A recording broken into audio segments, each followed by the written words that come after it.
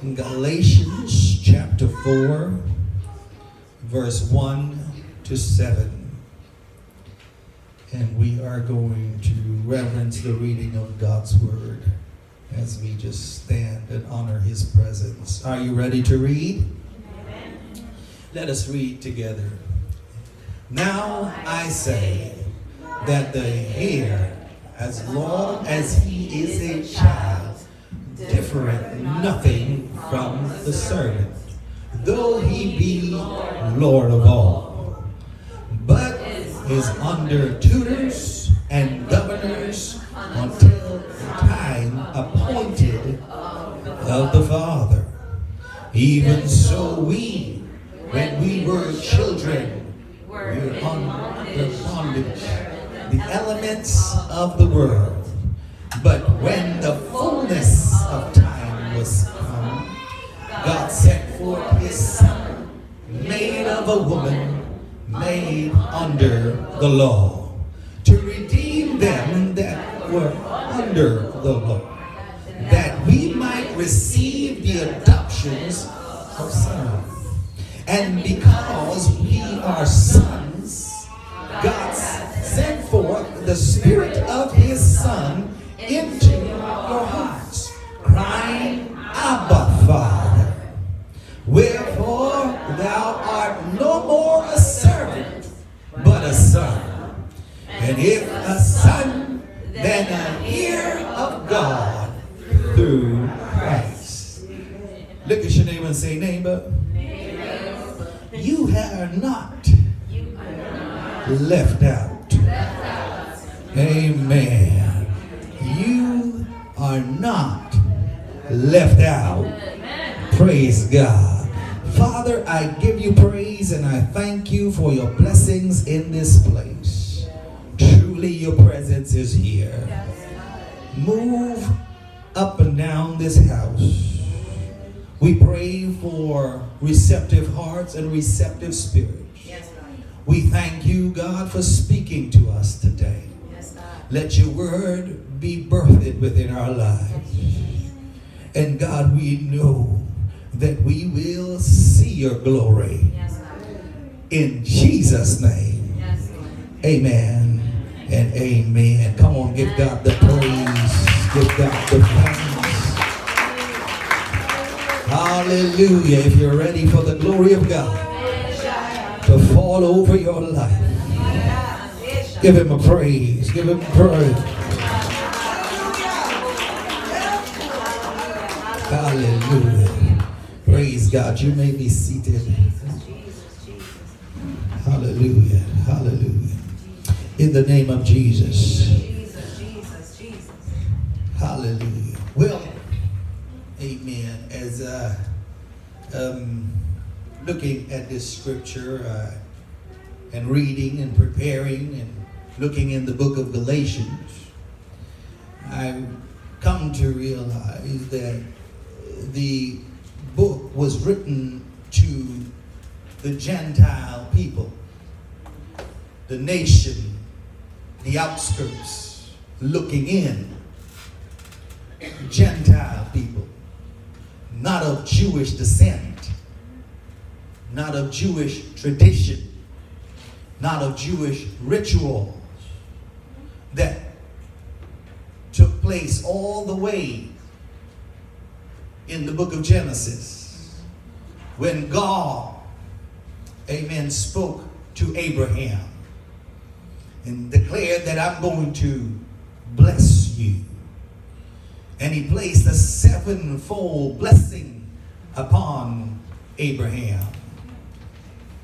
He said, Abraham, I will make of you a great nation. I will bless you. I will make your name great. You shall be a blessing. Look at your neighbor and say, you shall be a blessing. You shall be a blessing. Amen. He says, I will bless them that bless you. Amen. And I will curse them that curse you. Of these shall all the families of the earth be blessed. This was a covenant blessing from God to man, God to Abraham. A covenant blessing that was cut by circumcision, ratified by circumcision. Yes, God said to Abraham that what I need you to do is to circumcise your son. Go ahead. And this would be a ongoing covenant for all your family and their family. Yes. For Isaac, for Jacob. And this covenant blessing was passed down from generation to generation. Yes. That even when they got into Egypt, Come on now. they were circumcised. Yes. Before they left Egypt, they were circumcised. Yes. When they got into the wilderness, the Bible says that the males who came out of Egypt had all died. The men of war, they all died. Yes.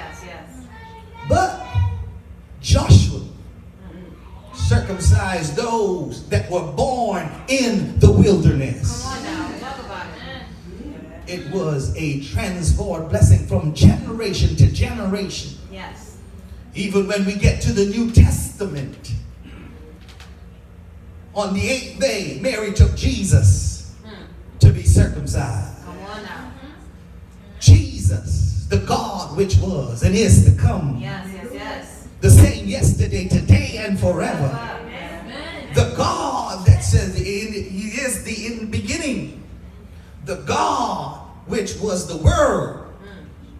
The Word became flesh. That God. Yeah. That God. He was circumcised. All right. Okay. Amen. The union of God and man. Circumcised. In other words, God ratified his contract with himself. Okay. He said, not only am I doing it in heaven, but I'm coming to earth and I'm going to do it for you. Come on now. Appreciate it. Oh, y'all ain't talking to me. Hallelujah. Yeah. He said, I'm not only going to say it, but I'm going to come and actually do it in your life. I'm not only going to give you a word, but I'll show up when you're in trouble. I'll show up when you're going through a struggle. That's why we can shout, in him we live. In him we move. In him we have our being. That we are not living by the circumcision, but our circumcision is in God, is in Christ. In other words, what I'm trying to let you know is that your covenant blessing is not in what we do, it's in because of who Jesus is. My covenant blessing is in him. Can I get a witness? Somebody. Look at your name and say, it's in him. It's in him. And it's amazing how Jesus took care of some stuff. But the church is still fighting about it. Hallelujah. Because this particular doctrine of circumcision became one of the most contentious things within the new church. And we today are still fighting about issues in the church that God already took care of. Oh, you don't hear me, church. We're fighting about dress code. We're fighting, amen, about where we got to sit. We're fighting about who's sitting in my chair. We're fighting about issues that he's already. Oh, y'all ain't talking to me. Hallelujah. Hallelujah. He's taking care of it. Look at your neighbor and say he took care of it. Yeah, he already did it. He already fixed it. He already moved on your behalf. He already made a way. Before you ever had a problem, he already had a solution. Before that door was closed, he already had it open. Before it ever happened and you fell, he already had a way to pick you up. He already worked it out in your life. I'm so glad that God already worked some stuff out in my life because I didn't know what would have happened, but he knew. And so when I trust him, My Lord. Amen. He'll work it out. He'll work it out. He already fixed it. He already healed. He already made a way for your family.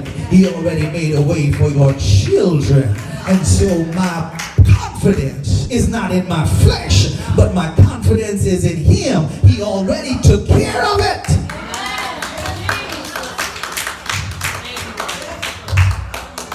But Paul now observed that the church was in trouble. Yes. Yes. Because he looks and he sees James, All right.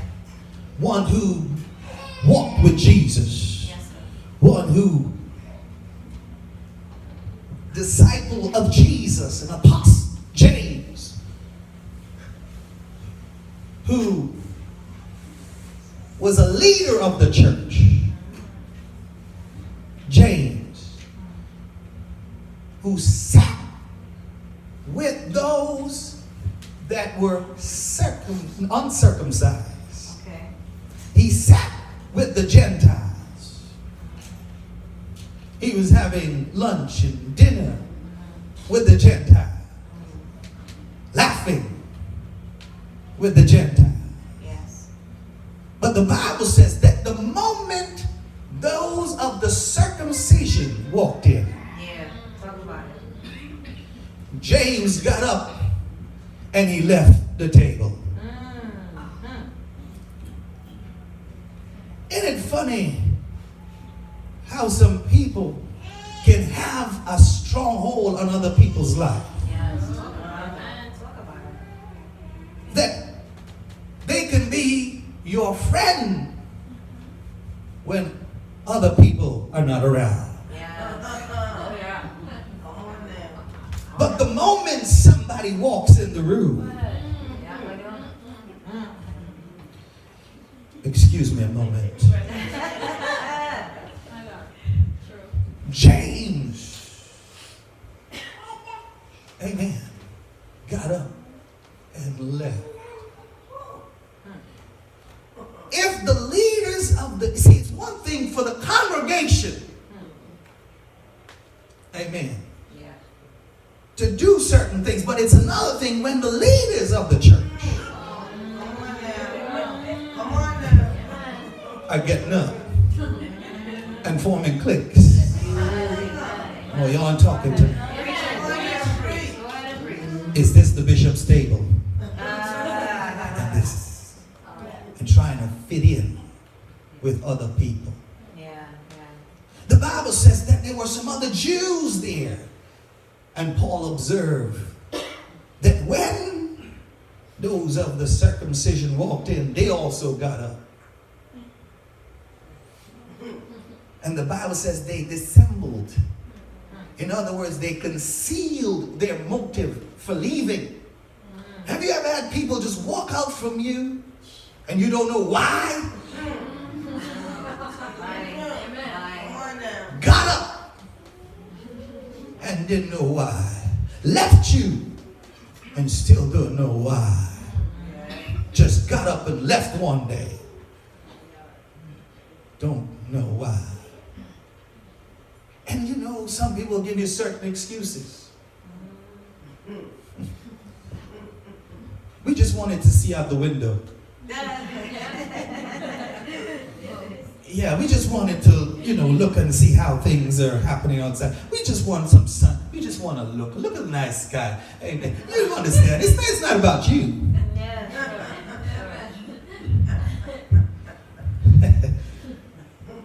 We just wanted to look outside. And Paul continued to observe the situation.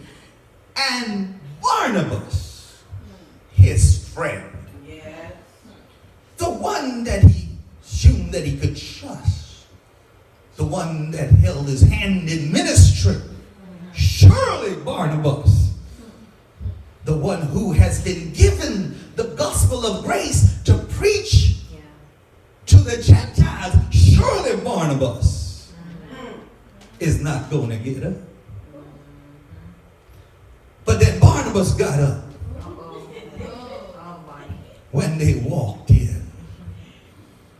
Barnabas, how have heart for the people. Can I get a witness of that? How can you help them if you don't want to stand with them? Can I get a witness, somebody?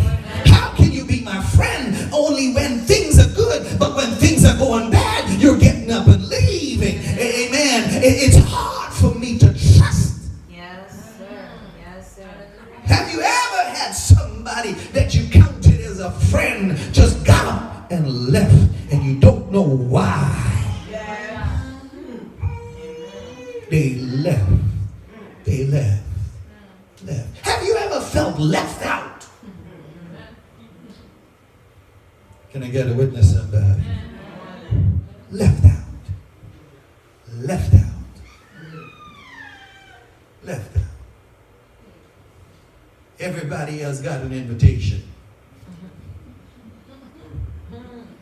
They didn't call you. Left out.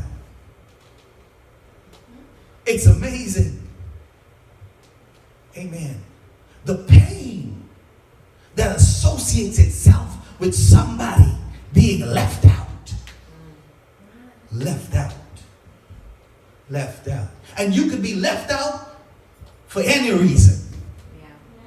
Some people are left out because they didn't have enough money. Okay. Some people are left out because they have too much money. Okay. Oh, y'all ain't talking to me. Amen. Left out. Not because they weren't successful, it's because they were too successful. Come on. Some people could be left out, amen, because, amen, maybe they're too tall, maybe they're too short. All right. It's amazing what you could be left out for. Yeah. Amen. Yeah. Hallelujah, somebody. Have you ever been left out by folk? Because you just didn't fit in with their program and with their clique and with their agenda. You just been left out. Left out. Push aside. Left out. You're among people, but you feel left out. All right. And this can happen at your job, where you're left out. It can even happen in your home, feeling left out. You have people around you, but you feel alone. You're left out. It can even happen within the church. Can I get a witness, somebody? It's one thing for it to happen outside, but it's another thing to happen inside of the church. Because it's outside that you feel left out, but in here you want to belong. Can I get a witness of that? It is something that we desire to be. Amen. We want to be among people. We want to be included. Hallelujah. Amen. And it's amazing. Even Facebook, when it started, it had so many followers, and a lot of people came together because Facebook was something, or media, social media was the idea was bringing people together. But a whole lot of folk are not on Facebook because when they shared an opinion, they were left out. All right. Oh, y'all are talking to me. They were isolated. They were pushed aside. I wish I had a church this morning. Hallelujah. I want to talk to somebody who's been left out. Left out. Amen.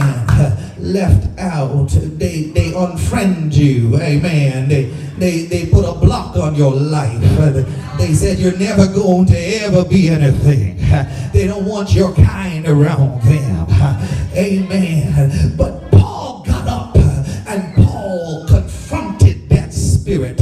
See, amen, you're going to have to deal with that issue of feeling left out. Can I get a witness, somebody? Because the enemy has a way of making you feel that nobody cares, and he puts you under that condemnation and that restraint, and you're going to have to stand against it. Paul stood against it. Yes, he did. The Bible says he stood in the face of Peter Peter and in front of everybody. And he said, Peter, you being a Jew, live after the way of the Gentiles. You don't hear me, church. But now you want the Gentile to live under the Jewish way. You want to be free, but you want them to be bound. My God, I wish I had a witness up in here. You want to live in liberty, but you want them to live in chains. Can I get a witness, somebody? Look at your neighbor, say, neighbor, stay free. Stay free.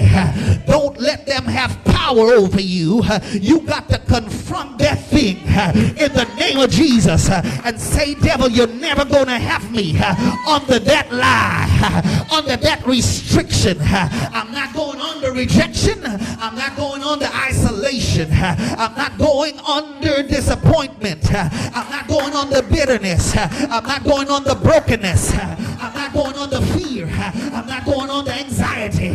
I'm not living on it. I'm determined to be free. Oh, can I get a witness, somebody? I need somebody to shout like you're free. Clap like you're free. Praise God like you're free. Hallelujah.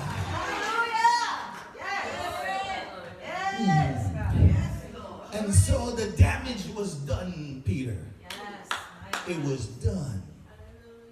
And now Paul, having confronted that issue. Amen. And you know, some of us, we need to confront it in our own lives. Because some of us, we've been guilty.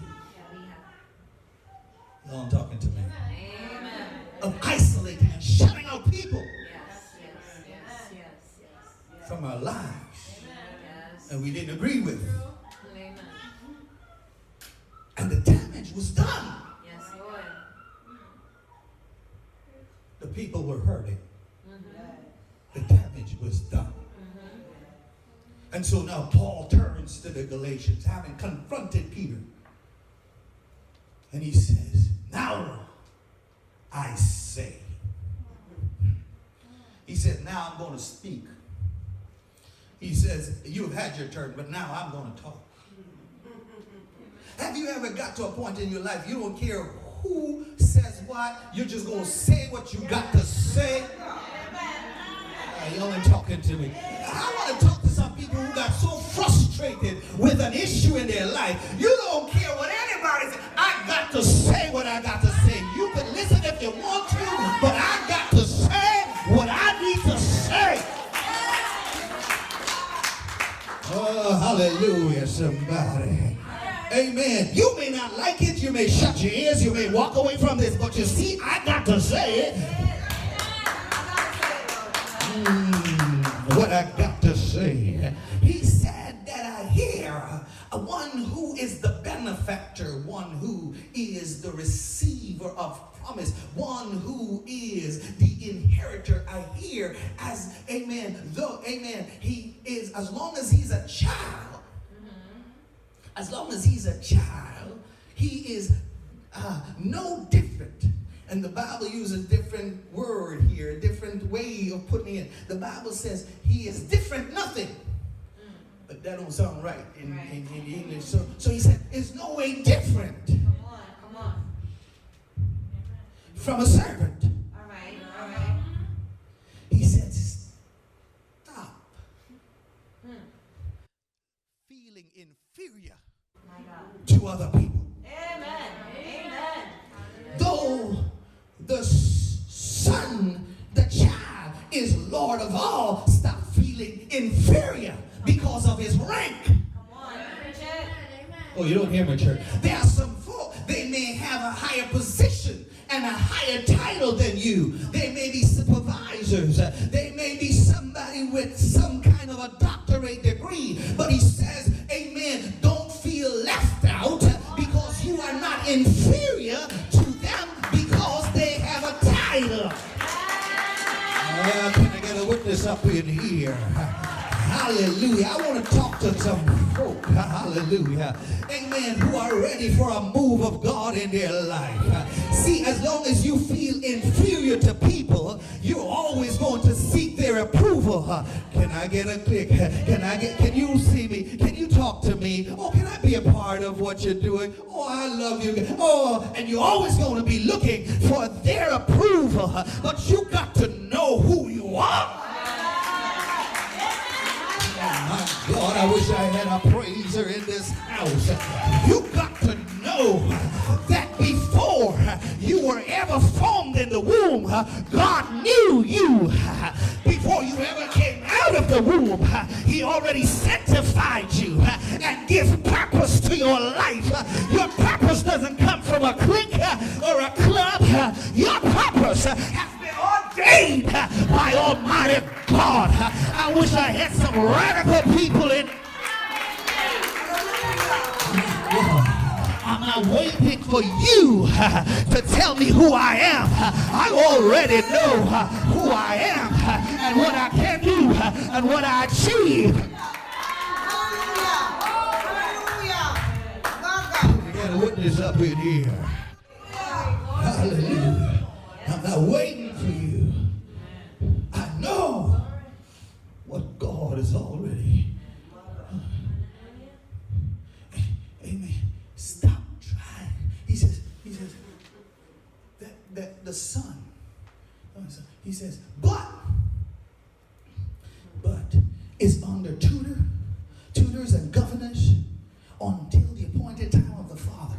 He says that they're under tutors and under governors. They're under restriction and under limitations. Yeah. See, stop trying to think that the grass is greener on the other side. Amen. Yes. You don't hear me, church? If I could only be like them. If I could only get what they got. If I could only be popular like them. Maybe it's going to work out. And what you don't understand is that all hell is breaking loose under their life, that they're under restriction. Oh, y'all aren't talking to me. They're under restriction and limitation, and they can't get anything unless God says.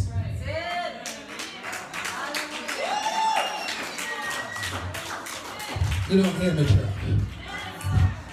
But he says, but Jesus, we who were children, we were under the bondage of the elements of this world.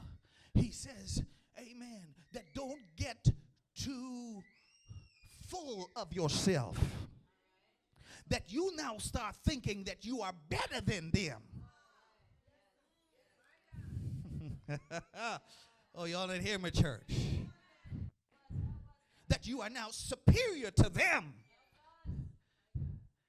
He says, because you were in bondage to the elements of the world. The elements of the world. And John describes it to be this. He says, amen, that it is the lust of the flesh. It is the lust of the eyes. It is the pride of life. And you can be bondage to the elements of the world. Bondage under depression, under something in your life. Can I get a witness, somebody? He said we were there, but in the fullness of time. He said, amen, in the fullness of time. He said that time was holding back your miracle. Time was keeping this thing from you that had been appointed to your life. But he said in the fullness. Oh, y'all didn't hear me, church. It's like a woman, amen, who is pregnant. She has to go through labor pains. Amen. And she has to go through struggles. But in the fullness of time, you don't hear me, church. When time can't hold it back any longer, the Bible says he sent his son. Oh, I wish I had a church with me.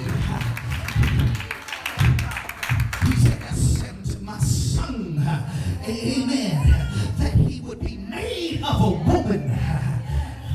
made of a woman and made under the law. He said, I'm coming for you that is under that thing. He said, whatever is keeping you. See, sometimes in life, we try to manage stress and manage our issue. But what happens is, sometimes stress begins to manage us, and our issues begin to manage us. That's why he sent Jesus, so that you will be under new management. I wish I had a witness up in here. High five your neighbor and say, I'm under new management. My God, God is getting ready to turn this thing around. God is getting ready to favor my life. God is getting ready to make me the head and not the tail. I'm under new. I wish I had a witness up in here. I'm not on the fear, I'm not on the worry, I'm not on the torment, I'm not on the what people say, I'm just on the new. I'm on the new management. He said, I became it and I went under it. So, amen, I could redeem you from it. Amen. The word redeem means to put back in its original state. Can I get a witness, somebody? God said, amen, when you were under them, you were not in your original state. You were not in your original worth. If you saw your original worth, you wouldn't let them monopolize your mind. He said, I got to pick you up and put you back in the right state that I planted you, the way I made you. I had to redeem you and put you back in the worth. Oh, you don't hear my church. In the worth. In the worth. He said I had to go under. Look at your neighbor and say, go under. He had to go under it. He went under pressure. He went under, amen, the ridicule from people. The crowd called him names. They laughed at him. He went under it. You're not here, my church. He got nailed to the cross, nail in his feet. He got thorns on his head. He got a sword in his. I wish I had a witness, somebody. He went under it. Can I get a witness? Hallelujah. And he did it so that you would be redeemed. He said, I didn't buy you with money. I didn't buy you with favor. I didn't buy you with that stuff. But I bought you with my blood. Oh, you're not here, my church. He said, it took blood to get you out of there. Because you're so precious, I give blood just to pull you out. I am redeemed. Redeemed by the blood of the Lamb. Devil, you can't kill me because I'm redeemed. I'm not yours because I'm redeemed. My mind belongs to God. My spirit belongs to God. Redeemed by the blood of the Lamb. High five your neighbor, say, I'm redeemed. I'm redeemed. A child and forever I am. Devil, you can't do anything about it. I'm not under your control. I am redeemed.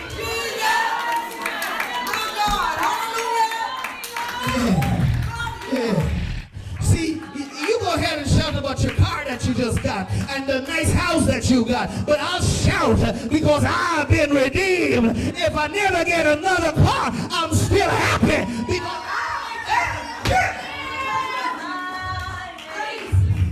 redeemed. Redeemed. How I love to proclaim it. How I love to shout it. I'm redeemed. I'm redeemed. I'm redeemed. I'm redeemed. He said, I pulled them out from under the law. I feel the Holy Ghost. I feel the Holy Ghost. I feel his power in this house.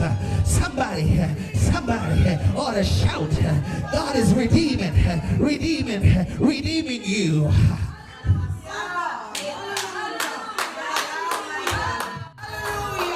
Redeeming. He's redeeming. Redeeming your spirit.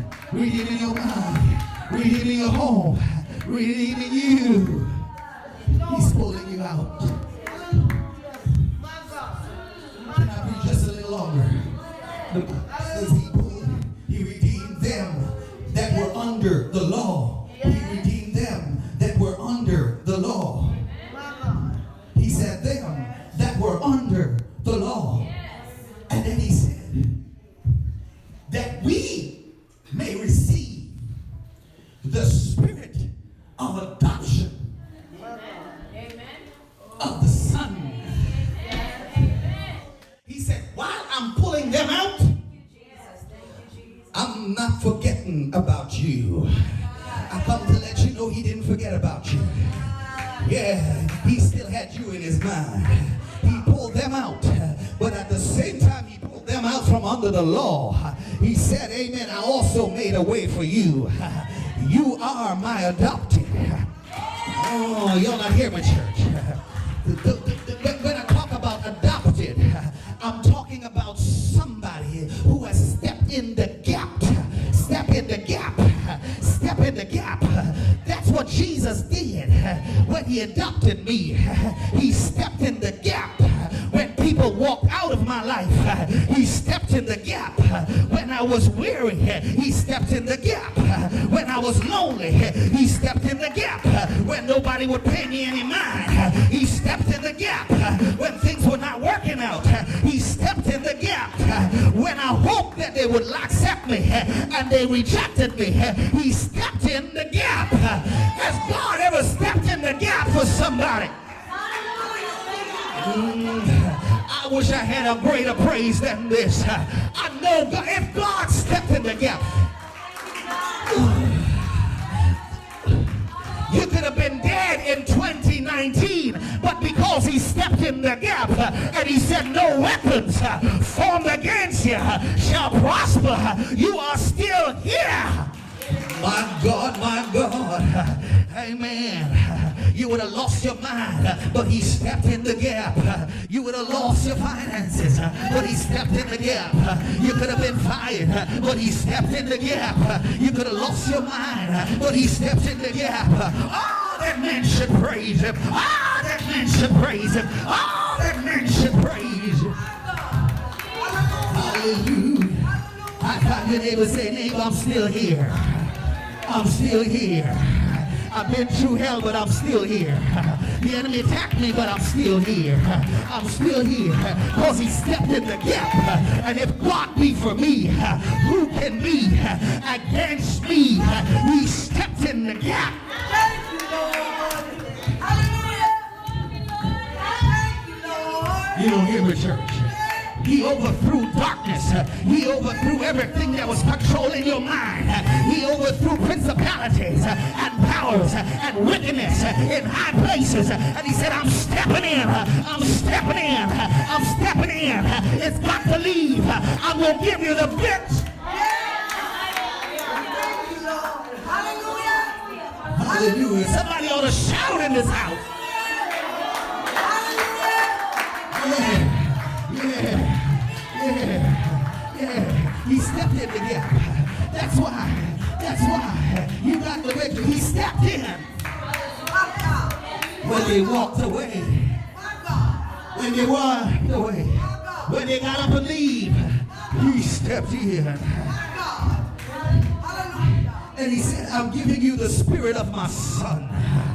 Look at your neighbor and say, neighbor, greater is he in you than he that is in the world. Look at your neighbor and say, I got the spirit of the Son. I got the spirit of the Son. I need somebody to shout that. I got the spirit of the Son. Not an abused spirit, not a confused spirit, not a bitter spirit, not a hateful spirit, but I got the spirit of the Son. I got the spirit of the Son that he had sent forth into my heart. In other words, this connection that I have with him is not based upon flesh, but it's based upon the heart. I have a heart-to-heart connection with him. My God, my God, my God. Oh, you don't hear me, church. Hallelujah. A heart-to-heart DNA with him. I have a connection with him. His son lives in here. Oh, I wish I had a witness, somebody. I'm not talking about circumcision on the outside. I'm talking about what's happening on the inside. People could tell you they're changing, but unless they change on the inside, My God, you better. hallelujah. Can I get a witness, somebody? He can tell you he stopped cheating, but unless he changes on the inside. My God, preach it. Oh, I wish I had a witness. Hallelujah. Hallelujah. I don't know who I'm talking to. Hallelujah. They can, amen. Hallelujah, accept you. Amen. Just because you're trying to be like them. See, but that's not it. You need somebody who is changed on the inside. Come on, you better preach it. Preach it, preach it. Hallelujah. On the inside. Jesus, yes. It's a hard thing. It is. Hallelujah. And once he said, now, because we are sons.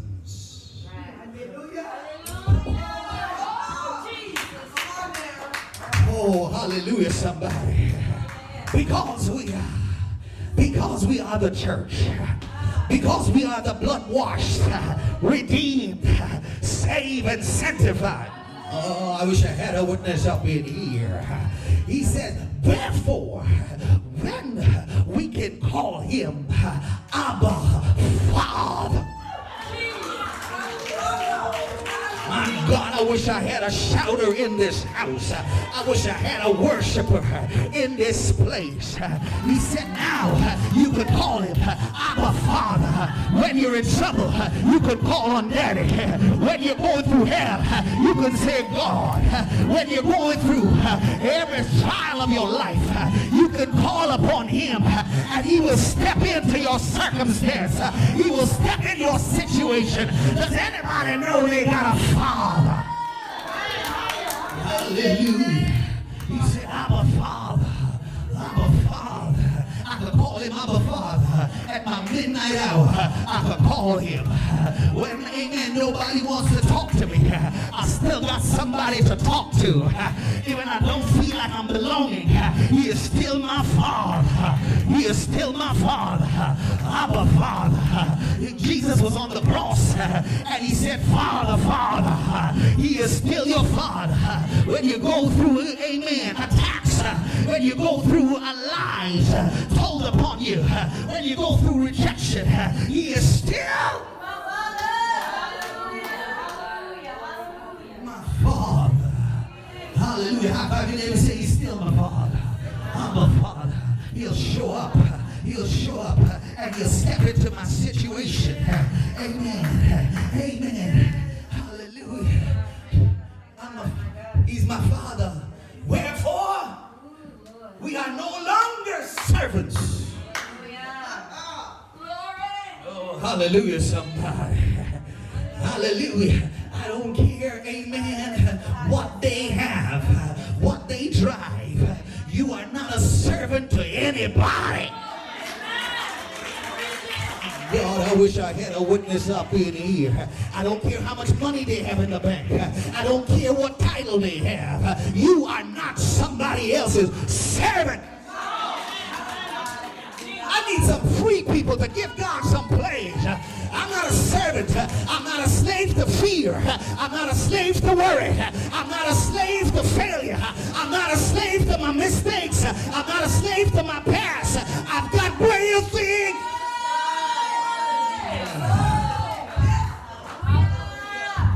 Hallelujah, somebody.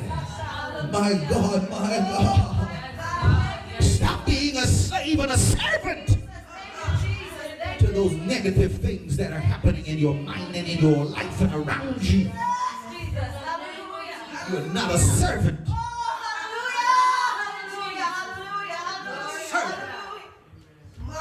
You're not a servant. Thank you, Jesus. Thank you, Jesus. You're not a servant to failure. You're not a servant to alcohol. You're not a servant to drugs. My God, my God, my God. Oh, y'all are talking to me. You're not a servant to poverty. You're not a servant. You're not a servant. And if a son, he said, you have a ear. He said, you are a ear of God through Christ. See, the problem with the church is that the church don't know who they really are. And so for years, the church keep living on the legalism that you got to fit in order to be accepted. And so we've got people who have been isolated, and the church don't know who they are. Oh, you don't talk to me. Hallelujah. The church. See, if the church ever realized who they are, you would stop the. You don't know what the devil is doing to me. Oh, that old slewfoot Satan. Ooh. Oh, y'all are talking to me. Hallelujah. I don't know. I've been waiting, but I'm not there. I don't know if I could do it. I don't know if they're like, I don't know. I just. You're a servant. But he says, you're no longer a servant. You are a heir.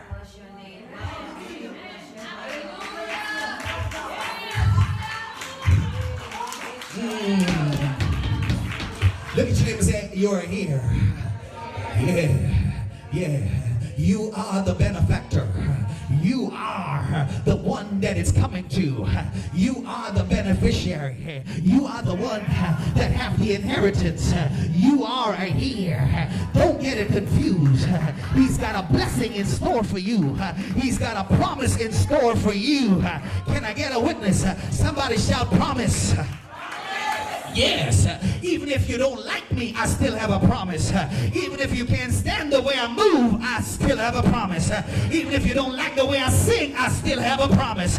Even if you don't like the way I shout, I still have a promise.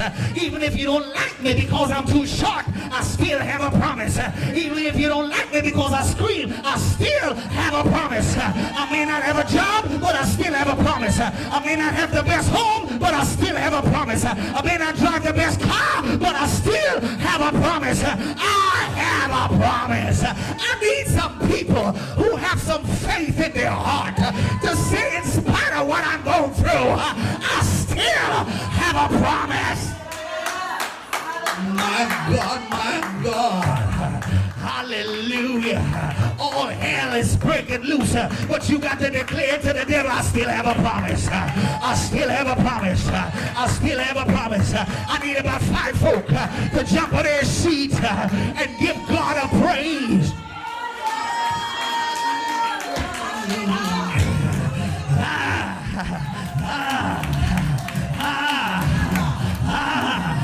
My family may be messed up, but I still have a promise. I don't have the money in the bank, but I still have a promise. I may not have the money to pay my tuition, but I still have a promise. My God, my God, my God. My God, my God. Hallelujah. They walked out on you. They left you. But you still have a promise. Hallelujah. I need about 10 people to start claiming their promise. Say, I claim it right now. I'm claiming my miracle. I'm claiming my victory. I'm claiming my breakthrough. I'm claiming my blessing. It's the fullness of time. God is about to send forth some stuff in your life.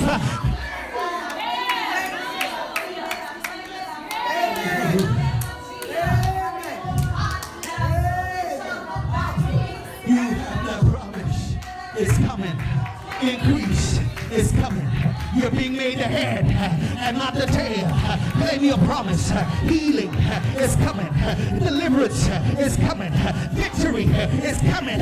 Provision is coming. He's taking away. It's coming. You have that promise. Amen.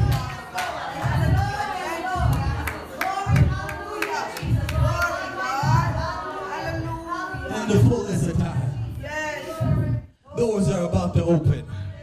In the fullness of time, things that were held back are about to release it in your life. Are you here, my church?